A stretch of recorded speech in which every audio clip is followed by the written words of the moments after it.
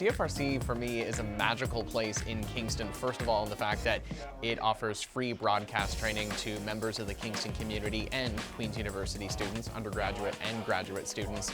But it's so much more. It's a place of discovery. It's a place where you can learn about new music, new ideas through our spoken word programming, and you can sort of live out some of your broadcast dreams. For me, a big part of it was doing sports broadcasting, and I had a chance to do play-by-play of Queen's football and hockey for about 4 or 5 years. And so it really is a magical place. It's a special place, and it's a place to come and learn. Not a word is spoken, not a blink of an elbow. The guy has like this. CFRC is the longest running campus community radio station in the world. We've been broadcasting since 1922. So through those years, we have given a lot of people their start in media, from the likes of Sheila Rogers and many other famous broadcasters. For me, as a sports fan, the likes of Rod Smith and Chris Cuthbert, both excellent sports broadcasters who I grew up watching for years, actually got their start here at CFRC. So a lot of history, and it's definitely reflected in our music library. That's something I highly recommend people come in and just take a tour and take a look at that. You can get a better sense of the history by checking out some of the records that we have that go back as far as the 30s and 40s.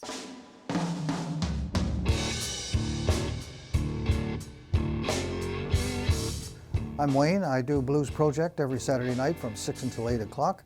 Have been doing it for 33 years, and you can catch the best blues on the planet in this show. Well, I joined in '81 as a guest of a radio broadcaster who was doing jazz, and he asked me if I would like to say something, and I said yes.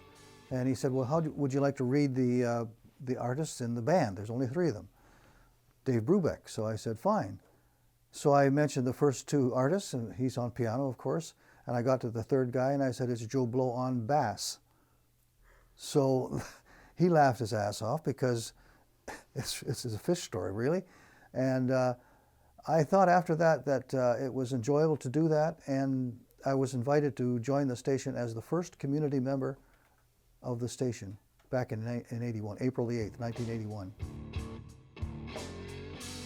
The community members they wanted to combine the 2 elements, and I was there, and I liked jazz, and so they said, you're on, you come on board.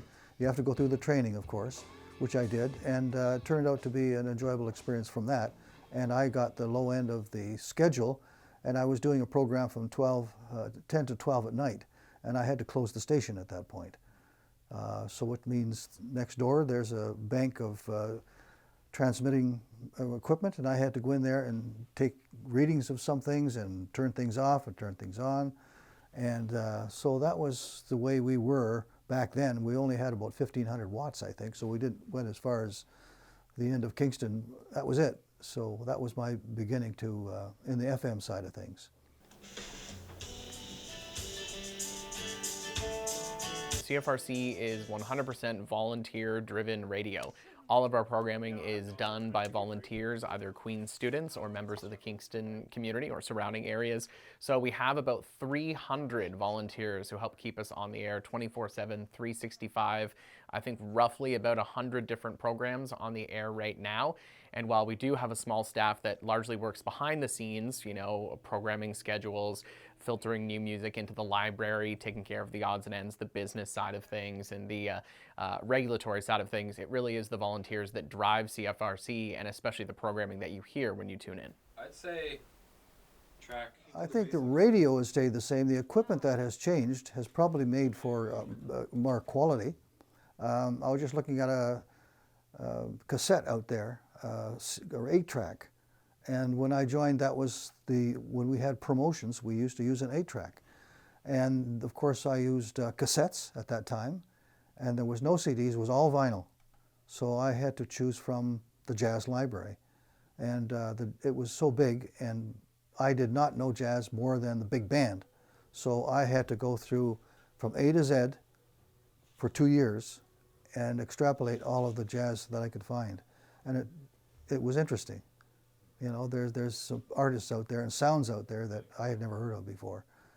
So that's how I got my start in that level of music. And then Equipment to me, I'm not computer challenged completely, but a lot of equipment that was coming on had to be learned with the button pushing, and that change was different for me because I'm 76 now, and so that was new stuff among all of these students who just picked it up since they're babies.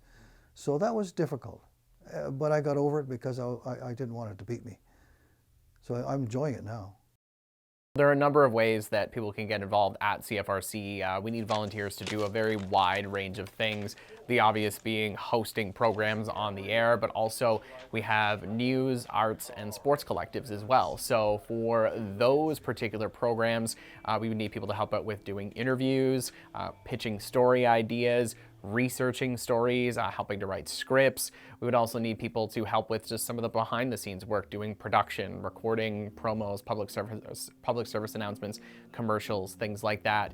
Helping out in the music library. We have such a huge music library and we get so many new releases in each week, whether it's CD, vinyl, or digital. We really need volunteers to come in and help us just sort through it all, decide what we want to have in the library, and help us get it in there. So there are many different ways where people can get involved at the station.